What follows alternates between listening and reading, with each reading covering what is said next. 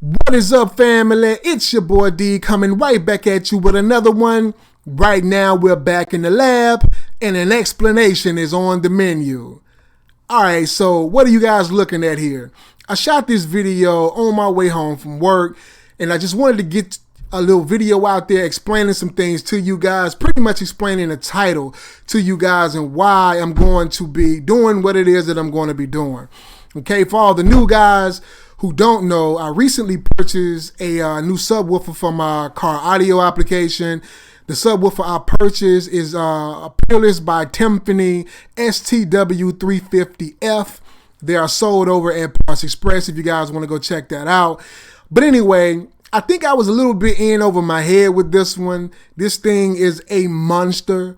It is pretty much shaking apart my vehicle. Now, for all the guys that's been following the channel, you guys already know that I love this subwoofer. I am not saying that the subwoofer is a bad subwoofer. What I'm saying is that anytime that you get into an audio application, whether it be a home audio application or a car audio application, there is a planning phase in which you have to do. Okay, in my case, I wanted something that can perform well in a small enclosure. And that's why I narrowed it down to the STW350, and it pretty much turned out to be a wonderful application, but not for this particular vehicle. So what do I mean by that? You have some guys that are very serious about car audio, and they would tell you that you need to know what you're getting yourself into before you start packing all this material into your car.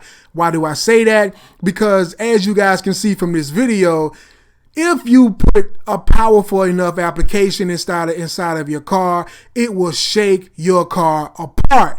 Now, most guys or some guys that have been doing this for a long time, they already know that maybe they don't want their premium driver to be, objected or subjected to this type of abuse. As you guys can see on the screen, this is abuse to the car. Okay, this thing is rattling apart all the panels inside of my car. I'm about to lose my rear view mirror, as you guys can see from the windshield right here. The rear paneling in the trunk of the car, despite being sound deadened, is all coming loose. I constantly have to put these little retainer clips back into the car because it shakes themselves loose. And as you see on the screen right here, this is the culprit behind everything. All right, I know for some guys this is going to sound like a rant, and in many cases, I mean, I guess you kind of can say that it's a rant. I do rant periodically, and hey, I'm human. But the thing is this is not a project car, okay? And when I say a project car, I'm not talking about project in the instance of, some housing development. I stayed in the projects. That ain't what I'm talking about, okay? When I say a project car, meaning that this car in particular was not purchased for going out and doing a whole lot of competing.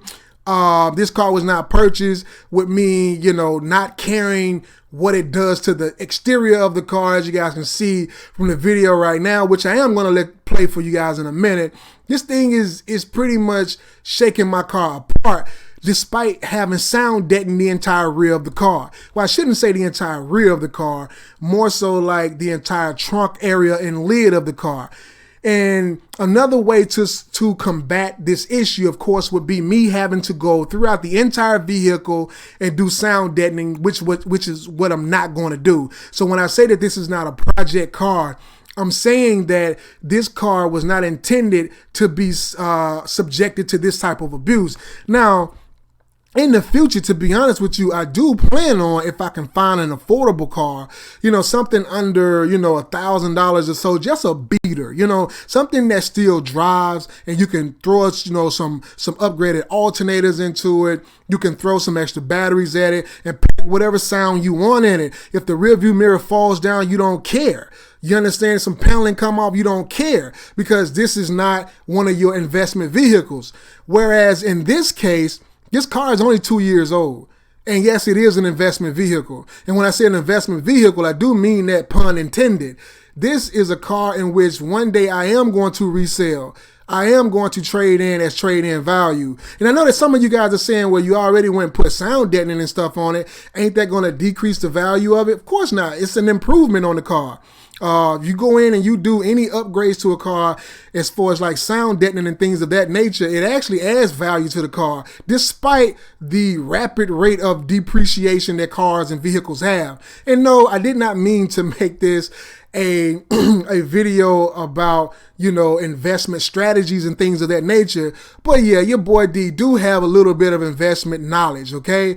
And this is not a car that I don't care what happens to it, okay? I do care what happens to it. I just was a little bit in over my head with this one. I did not expect this thing to be this powerful. This is a single sub application, and you guys see what you see for yourself, what it's doing to the vehicle, and I gotta pull it out, and I'm gonna be putting this into my home theater application. So don't think just because I'm pulling it out that I'm not going to be doing anything else with it. I'm going to, you know, give it the home that it was originally intended for, which was home or theater application. Okay, so you guys are going to be seeing a whole lot more on this subwoofer, just not in the trunk of my car. So what does that mean for you guys and you guys have been following this? Well, you get to see me purchase a new subwoofer. You get to see me build another box. You get to come along on a journey with me. Well, hopefully you guys will come along on a journey with me, and let's just redo this. You know, I put I put a little bit too much inside this vehicle, man, and I gotta pull this out of here. I don't want to destroy my car, man. And by all means, I said it once before, and I'm gonna say it again.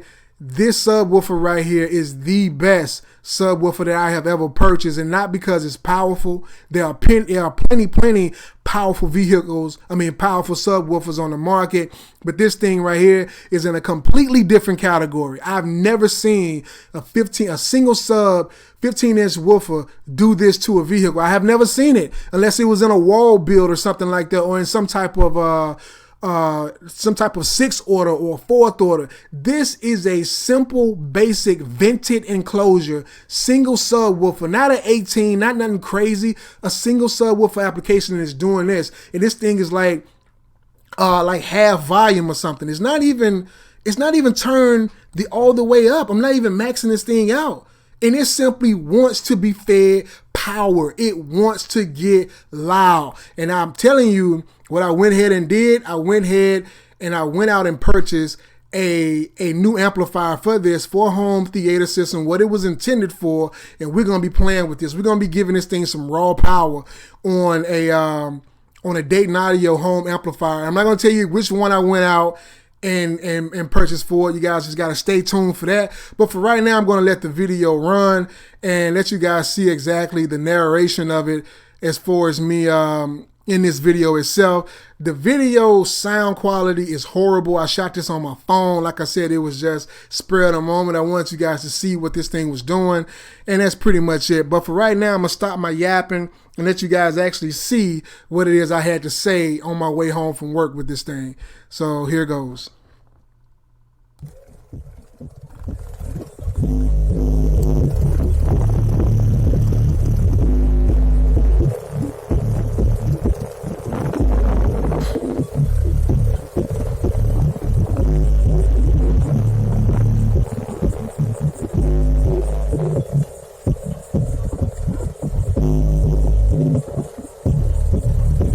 This microphone, I have to apologize, it does not pick up bass at all. It distorts so easily.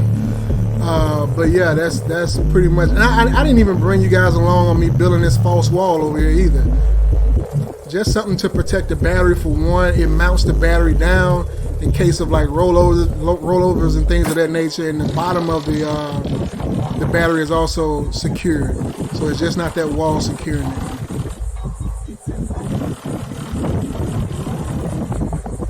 One sub, y'all. One sub.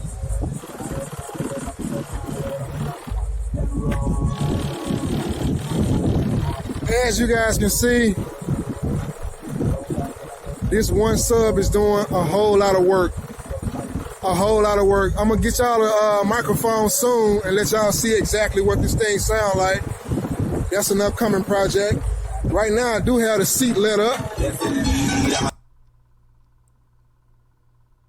I'm gonna let it down for you guys so you guys can see exactly. Into the cabinet, and as you can guys see, it get even worse.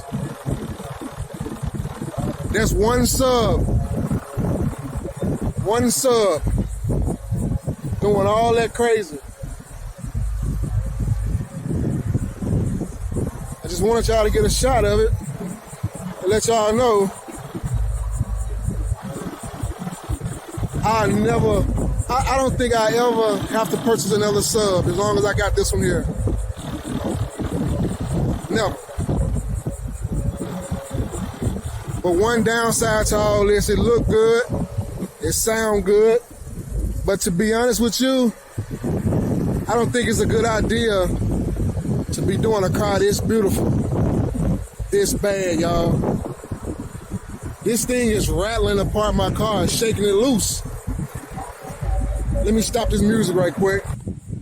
Now I already know that what I'm finna say next gonna have a couple people confused, maybe a little bit pissed, and not really knowing why I'm saying what I'm saying, but that's why I'm finna explain to y'all why this thing right here is coming out of this car. It has to come out. And I'm gonna tell y'all why it has to come out. This thing this is a dual purpose subwoofer, okay? Primarily used for or created for home theater systems. But of course the dual purpose of it would be also car audio. You can wire this thing down to 4 ohms. Most home application systems are like 8 ohms and up. This one here, of course, is you can get 4 ohm load or you can get a 16 ohm load. The reason why I'm not going to be keeping this in the car is because this thing is rattling apart my car. It's shaking the car apart. Now, a lot of people will say, well, shit, that's a good thing, D. That's a good thing that it has that amount of power. You wanted that much power, and now you got that much power, and now you're complaining about it. You know, what gives? You're complaining about what you say you wanted. I'm not more so complaining about it as I am just keeping a level head about what I am, what I have here, right? And the truth of the whole thing is, let me mute this again. The truth of the whole thing is this, guys. I know some people are gonna say, well, why don't you just turn it down? Turn your amp down. But I'm gonna be honest with you. I'm not, as long as this thing is in here, I'm not gonna be able to resist turning it up. And I know that, I know me. As long as it's in there, I'm not going to be able to resist turning this thing up. And then when it comes time for me to trade this in, my trade-in value is going to decrease. Or when I go off to sell it and they go do their inspection, they're going to be checking stuff off, like panelings falling apart, you know, door handles loose, rearview mirror won't stay up. And then they just mark me down and just chop thousands off of my resale value or my trade-in value. And I just don't want that for my vehicle, guys. Like I said, I'm going to be keeping this subwoofer. It's going to be installed inside of my home, and I may just get something smaller. Like a lot of you guys, when I first came on this venture, a lot of you guys told me, hey, get a couple 8s or something, and you know, you can go for SQ, you know, instead of SPL, which is what I was trying to do. I was trying to go for SQ, you know, instead of, this thing is almost like SPL. It's bananas, you know, and this thing is tuned to 25 hertz.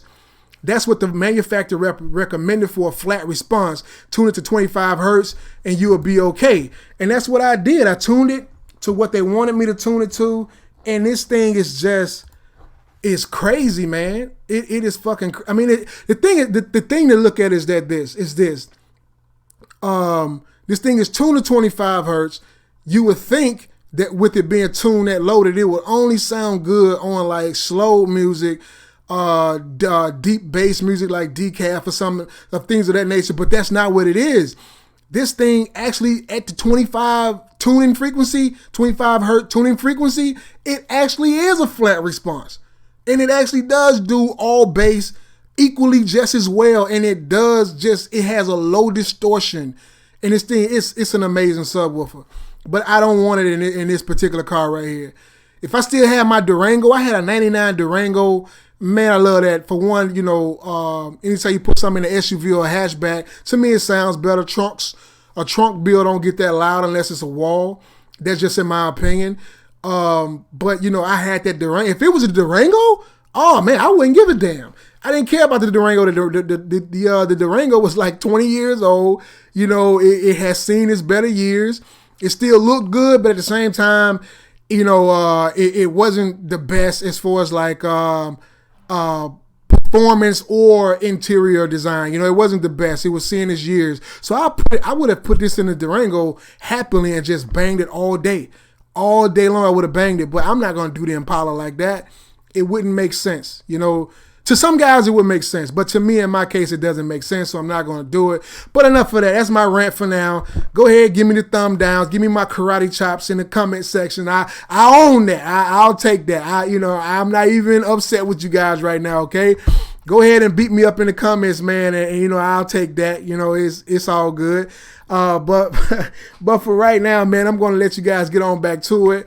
For the new guys, if you guys want to follow this journey of mine, if you want to come along with it, go ahead and click the like button, man. Subscribe to me. Click the notification bell to get notified on these upcoming projects I have for my car. This thing has to come out, guys. All the guys that's been following me, yo, hey, I apologize. If I hurt anybody's feelings, I upset somebody, I apologize, man. But this thing coming out is tearing my car up, okay? So until next time, don't forget to like and subscribe, share the video. It's your boy D, and I'm out.